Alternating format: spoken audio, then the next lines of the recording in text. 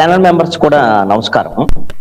ఈ రోజున వైఎస్ఆర్ కాంగ్రెస్ పార్టీకి సంబంధించినటువంటి నేతలు వాళ్ళు చేస్తున్నటువంటి తప్పులు ఇవి వ్యక్తిగతమైనటువంటి తప్పుల కింద మనం చూడాల్సి ఉంటుంది. దానికి వైఎస్ఆర్ కాంగ్రెస్ పార్టీ అధినాయకుడు వైఎస్ఆర్ కాంగ్రెస్ పార్టీ సపోర్ట్ చేస్తున్నటువంటి పరిస్థితి చూసిన తర్వాత ఇది వైఎస్ఆర్ కాంగ్రెస్ పార్టీ తన మెడకు చుట్టుకుంటున్నటువంటి పరిస్థితి స్పష్టంగా కనపడుతుంది.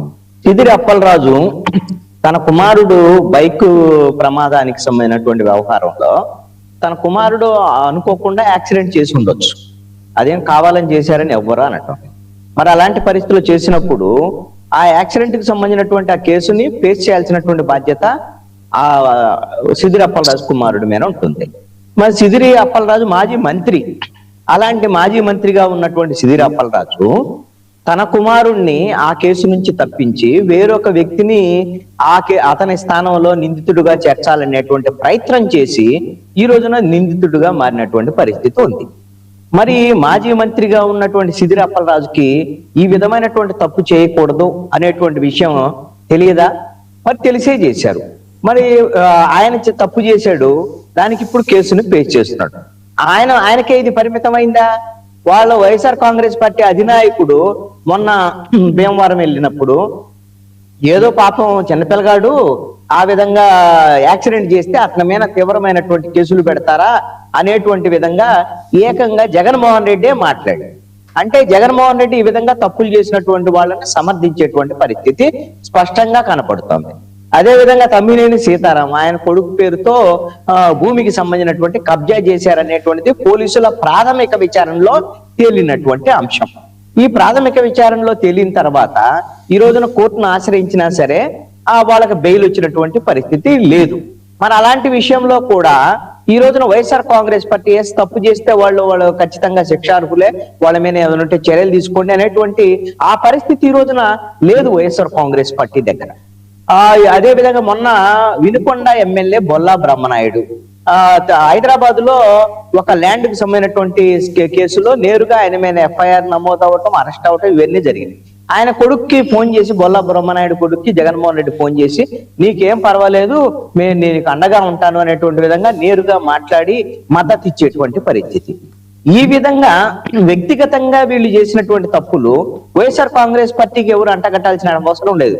కానీ వాళ్లే చుట్టుకుంటున్నారు. వైఎస్ఆర్ కాంగ్రెస్ పార్టీ అధినాయకుడే ఈ విధంగా వైఎస్ఆర్ కాంగ్రెస్ పార్టీకి సంబంధించినటువంటి నేతలు తప్పు చేసినా సరే మా నేతలకు మేము సపోర్ట్ చేస్తామనేటువంటి విధంగా వ్యవహరించేటువంటి పరిస్థితి ఉంది. ఎందుకు ఈ బరి తెగింపు అని అంటే, ఏం తప్పు చేసినా పర్వాలేదు, మన ఓట్లు మనకే ఉన్నాయి కదా, వైఎస్ఆర్ కాంగ్రెస్ పార్టీ ఓట్లు ఎలాగ ఉంటాయి, కూటమి ప్రభుత్వం ఫెయిల్ అయింది అనుకోండి, జనం గత్యంతరం లేక మనకు అవకాశం ఇస్తారు అనేటువంటి విధంగా వైఎస్ఆర్ కాంగ్రెస్ పార్టీ ఆలోచించేటువంటి పరిస్థితి.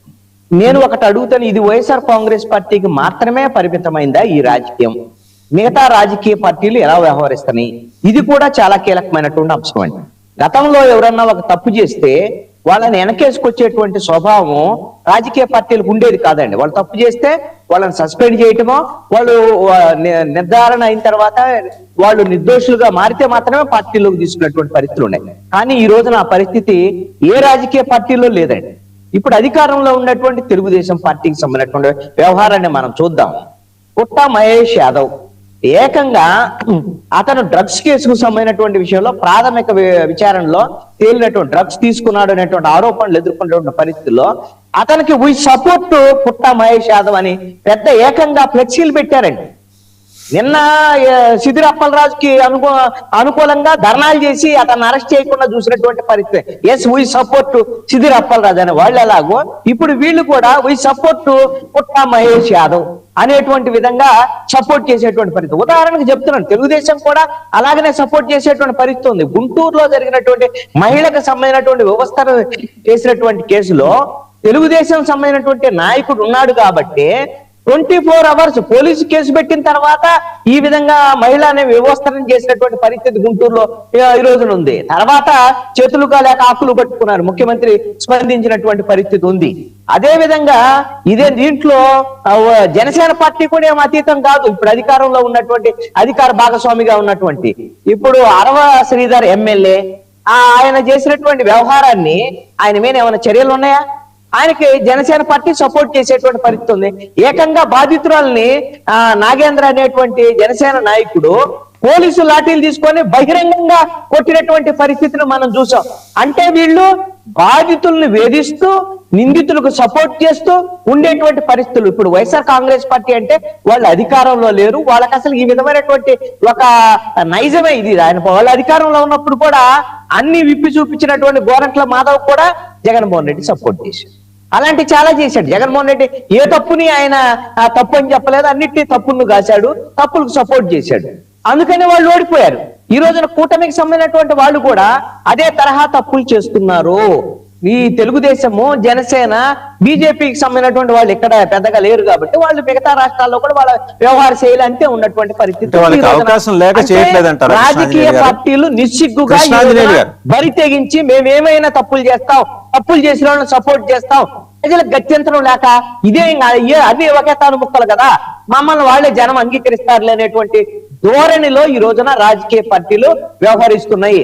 అందుకని ఆంధ్రప్రదేశ్ లో ఈ రోజున ఈ అన్ని ఒకే తాను ముక్కలైనప్పుడు ఈ పార్టీలు, అధికార ప్రతిపక్ష పార్టీలు ప్రత్యామ్నాయం కోసం ఆంధ్రప్రదేశ్ ప్రజలు ఎదురు చూసేటువంటి పరిస్థితి కూడా ఉంది.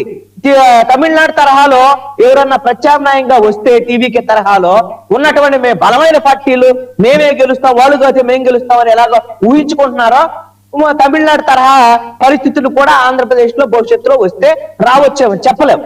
ఎందుకంటే వీళ్ళ యొక్క పరిస్థితి అలా ఉంది. దొందే అధికార ప్రతిపక్ష పార్టీలు దొందుగానే వ్యవహరిస్తున్నాయి, నిస్సిగ్గుగా వ్యవహరిస్తున్నాయి.